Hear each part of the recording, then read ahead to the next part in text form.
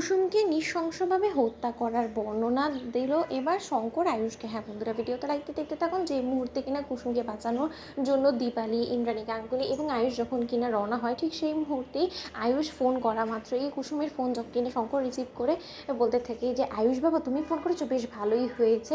তুমি যাকে ফোন করার চেষ্টা করছো তার সঙ্গে যার কোনো মতে তুমি যোগাযোগ করতে পারবে না, কোনো দিনও পারবে না, তার কারণ ওর সঙ্গে যোগাযোগ করতে হলে যে তোমাকে পরপরে পাড়ি জমাতে হবে। ঠিক সেই সময় এই কথা বলা মাত্র আয়ুষ যখন বলতে থাকে যে শঙ্কর কাকা, তুমি আমাকে একে বলো স্পষ্ট করে, তুমি কুসুমের সঙ্গে কী করেছো? কুসুম কোথায়? কুসুমকে তো আমি কুসুমের সঙ্গে কথা বলো, আমি তোমার সঙ্গে কোনো মতে কথা বলতে আগ্রহী না। কুসুম কোথায়? আমি, এটা তো কুসুমের ফোন, তাহলে তুমি কেন রিসিভ করেছো? বলো কুসুমকে কী করেছো তুমি বলো।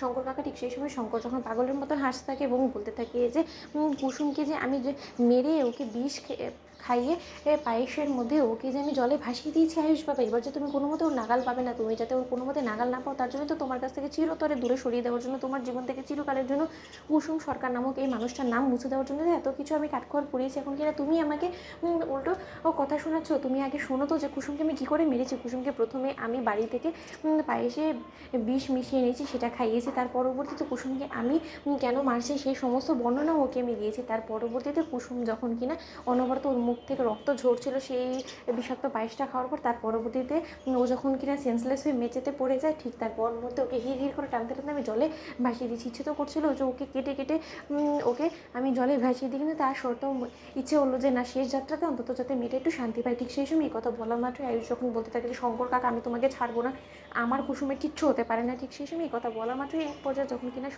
যেই ঘটনাস্থলে কুসুম ছিল, সেই ঘটনাস্থলে আয়ুষ, ইন্দ্রাণী গাঙ্গুলি এবং দীপালি পৌঁছে যখন কিনা শঙ্করকে বারবার করে বলতে থাকে যে শঙ্কর কাকা, তুমি এক্ষুনি আমাকে কী বলেছো? তুমি জলে ভাসিয়ে দিয়েছো, এখানে নিশ্চয়ই কোথাও একটা তো নদী বা পুকুর আছে যেখানে কিনা তুমি কুসুমকে ভাসিয়ে দিয়েছো। ঠিক সেই সময় সেখানে কিছুটা দূর সাঁতরিয়ে যাওয়া মাত্র যখন কিনা আয়ুষ কুসুমের লাশ দেখতে পায়, ঠিক সেই সময় কুসুমের লাশকে জল থেকে যখন কিনা তুলে নিয়ে আসে আয়ুষ, ঠিক তার পর মুহূর্তে কুসুমকে বাঁচানোর চেষ্টা করতে থাকে, বারবার করে চিৎকার চেঁচামেচি করে আয়ুষ যখন ডাকতে থাকে। ঠিক সেই সময় শঙ্কর বলতে থাকে যে আয়ুষ বাবা, তুমি কুসুমের এই দেহ অবশিষ্ট দেখেই তুমি এরকম করছো, তবে তো তোমার কুসুমের মৃত্যুটা চোখের সামনে দাঁড়িয়ে থেকে দেখা উচিত ছিল, তাহলে হয়তো বা তুমি বুঝতে পারছো যে কুসুমকে কতটা নৃশংসভাবে আমি হত্যা করেছি। ঠিক সেই সময় এই কথা বলা মাত্র ইন্দ্রাণী গাঙ্গুলি যখন বলতে থাকে যে শঙ্কর, এর পরবর্তীতে তোমার কী অবস্থা হবে তুমি সেটা ভেবে দেখেছো? ঠিক সেই সময় শঙ্কর বলতে থাকে যে আমার পরিণতি কী হবে সেটা যে আমি আগেই ভেবে ফেলেছি, করতাম না, আপনি এক্ষুনি দেখুন। ঠিক সেই সময় সমস্ত লোকেদের উপস্থিতিতেই শঙ্কর যখন কিনা নিজের দিকে বন্দুক তাক করে বলতে থাকে যে যে বাবা কিনা নিজের সন্তানকে নিজ হাতে মারতে পারে, সেই বাবা নিজের